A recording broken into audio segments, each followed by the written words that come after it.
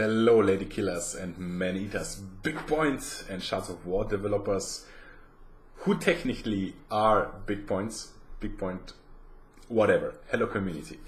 So I streamed yesterday 15 hours straight through with a great support of Coca-Cola and Red Bull. Thanks for that. I couldn't have done it without you. And of course I have a certain impression now for the patch 29 which hit yesterday, the live servers, which was super exciting and very motivating to play a lot, but also in certain situations where I wanted to punch the monitor and throw my headset away, and maybe the one or other curse left my lips.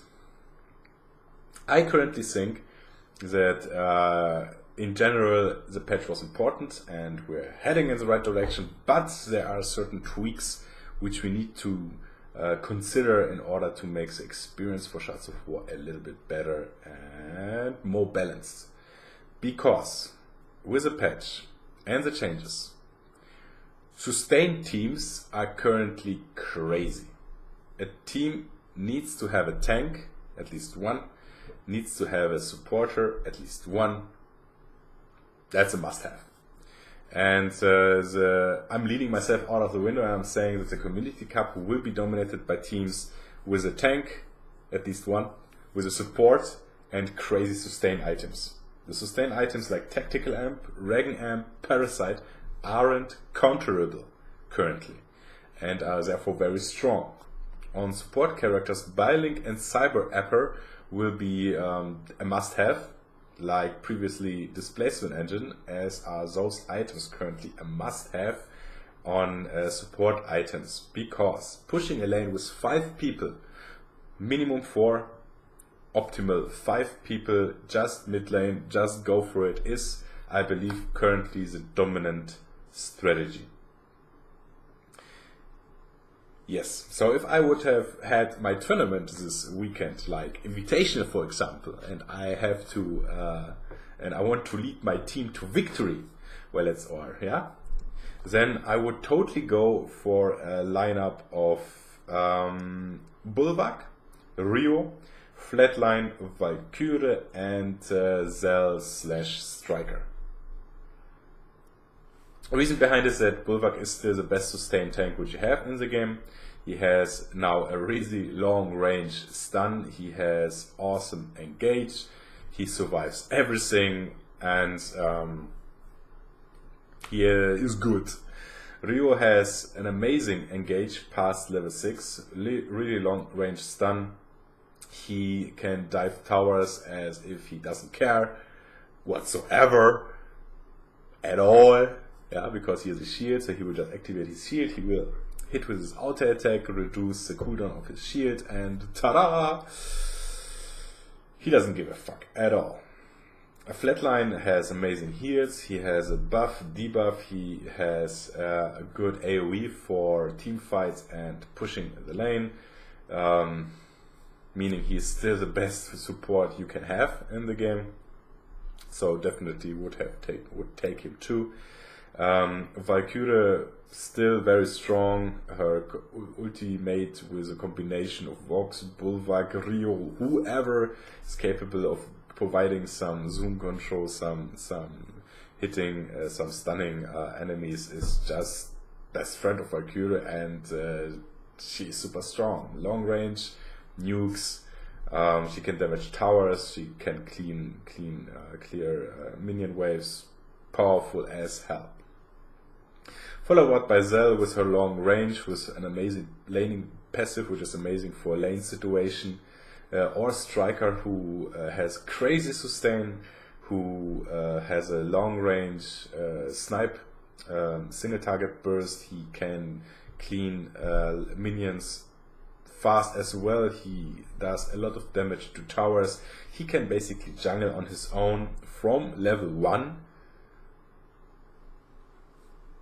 From level 2 he can even take tank drones without any problems, so that's very strong, yeah, so definitely would take him. So yeah, currently the situation is like this, is 5 people pushing mid is just super strong. Reason behind it, that it's so strong currently, is the fact that those healing circles are removed, so you don't have so much sustain in the lane anymore. If you're getting constant pressure, you're just gonna lose it. You're just gonna lose, especially if you don't have a support, and then please surrender. You won't be able to win this. Split pushing is sadly can't be effectively played anymore against a good team. No chance.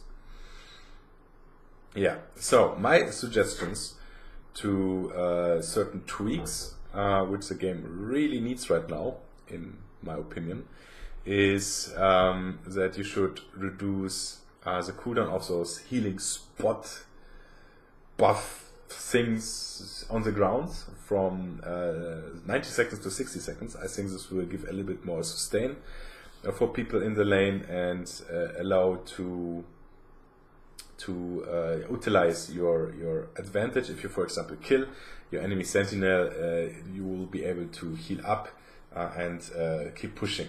And otherwise, it's like this: you kill an enemy sentinel, you're dropping really low on health because this is usually how it goes, and you can't really advance in your advantage.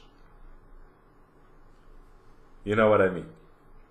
First, you need to be crazy scary of any incoming gank if you drop low on health, because like, for example, in League of Legends, when you win a lane and you're really low, well, there's a chance that the jungler is just by accident, he is nearby, you know, and then you need to be scary. But then again, chances are that he's on the other side of the map. You can push, you can utilize the advantage you just outplayed, and can do some real damage before you have to port back and regenerate. In Shards of War, the switch from mid lane to top or bot lane is like 3-4 seconds. That's crazy low. So you're low and someone vanishes, well, you will hear a miss or see a miss like maybe 2 seconds later, then you're already dead. So if you are in the red or gray zone, and for those people who don't know what a gray or red zone is, please watch my guide about zoning. Then you're basically dead. So this is such a high risiko and you can't do anything. So that really sucks. I think reducing the cooldown for those spots to 60 seconds is like a first step. Let's see how it goes. Medkit before was 60 seconds. That worked out pretty well in my opinion. So I think that should work. And what I would do is to move those healing spots closer to the tower. I would even go so far to move them directly next to the tower. I think this works out perfectly fine. But if you don't want to make such big change, maybe just implement a speed boost. When you pick it up, speed boost, run faster back to lane. On a side note, I think there's a bug currently with the healing pets going on, that if your timer is on cooldown and someone else picks it up because he can, and you're next to it or on top of it, you get the buff too. I'm not sure if this is on purpose. I believe not. So I couldn't reproduce it, however. It happened yesterday once. I couldn't reproduce this bug, however, so I apologize for that. But maybe you can test it in easy and less time-consuming way. Okay. Yes, and regarding to the healing spots, I believe that if you take down the enemy tower, you should gain control over the enemy healing spot.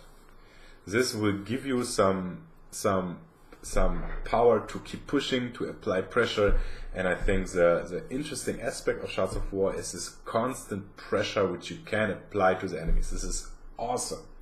Of course, it needs to be breakable, this pressure, but yeah, pressure is good, action is good. So with patch 29, there's a lot of downtimes currently, like porting back, running back on the lane, and this is boring. Nobody wants this. Yeah, we don't want another League of Legends. We don't want another Dota. We want action. We are in fucking war. Running from A to B. Just my 5 cents. But I don't think that you disagree. Yeah, and what I would do as well is tanks got a buff, necessary buff, but I think it's a little bit too much. I would reduce their standard resistance, defense, damage reduction thing from 20 to 15%. Of course, this is just my feeling. I think they're a little bit too strong currently, especially with a supporter behind them. That would be an idea. Of course, you have all the data, so please, check us. Of course, check those two, and later we're gonna end up being at 15.5%. That's perfectly fine for me. And another idea in regards to this power of healers currently would be maybe to implement like a healing cap, like a healer.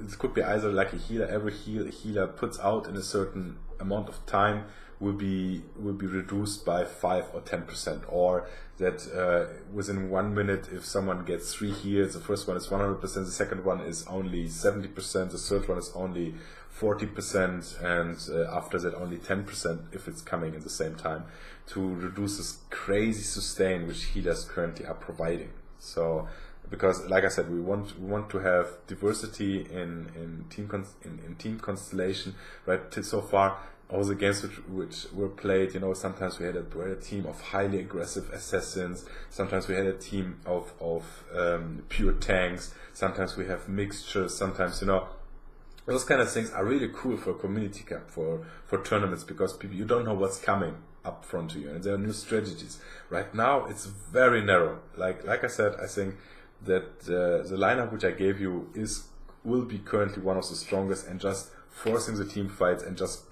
pushing one lane crazy is really scary. This was counterable before that. I think this was perfectly being possible. Right now, I don't think you have a chance to counter with anything less than a similar team constellation, such as strategy. That sucks. Last but not least, of course, now before we talk about Calibre, we need to talk about Blitz. He should burn in hell, and you should remove him from the game. God damn it! Assassin which has a single target slow which can't miss. He has a freaking dash, and he has a freaking ultimate which, haha, fuck you, I'm moving as I want, and I'm fast, and you can't even aim at me because I'm moving so fast. Who invented this? Seriously, guys, please. Even with reducing his range, that, like, oh my god. He's like, if you're not sticking to your team, and he comes along, he just fucks you over. He just like, he bends you over, and with no spit, he gonna hurt you. And he won't say I love you. I'm upset emotionally. He was, I think, one of the main reasons I yesterday went crazy with screaming sometimes. God damn it. Okay, focus on the inner child now, of the inner calmness. So let's talk about Calibre. Calibre is, of course, an awesome character. The Sentinel is awesome. Skills look beautiful. A character design is amazing. No doubt about that. The problem with her currently is that she can't do shit. She is not good at anything. Like for example, Blitz, Striker, Cobra, Zell, Valkyrie, Breach, Warhead can do the same thing as Calibre, just better. There's no reason to pick her. Like, no, not at all. I played her yesterday like at least 20 times. 18. Let's try to be precise. At least 18 times. Yeah, and she's like one of those stray dogs, stray cats, which you want to love, because you want to put them into your heart, and then you take them home, and then they are peeing and shitting everywhere because they don't know what to do. God damn it! And you're very upset. Good, this metaphor was maybe bad. Whatever. She's just not strong enough. What I would do is currently to buff her damage output a little bit, to make her a little bit stronger. I think this would be the first step. Maybe by 10%. Maybe look into it exactly. I think her damage output from her guns is too weak. Her burst is too weak. I mean, she's really high skill play, right? She has long range, and then she needs to find the opening to go into close range. So, but please give her the opportunity to yeah, to do something. I activated my ultimate sometimes in a situation versus two people on 30% and I went their guns blazing and awesome and I'm gonna kill them, our identity, I'm Calibre, I'm gonna win, and then I died, yeah. And then I just called my son and spanked him because I needed to have some aggression release. Just kidding, I'm goofy today. I had too much Red Bull yesterday, goddammit.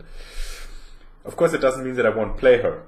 Yeah, of course I gotta keep playing her. Yeah, and there's exactly two reasons for it. The two B's, boobs and butts.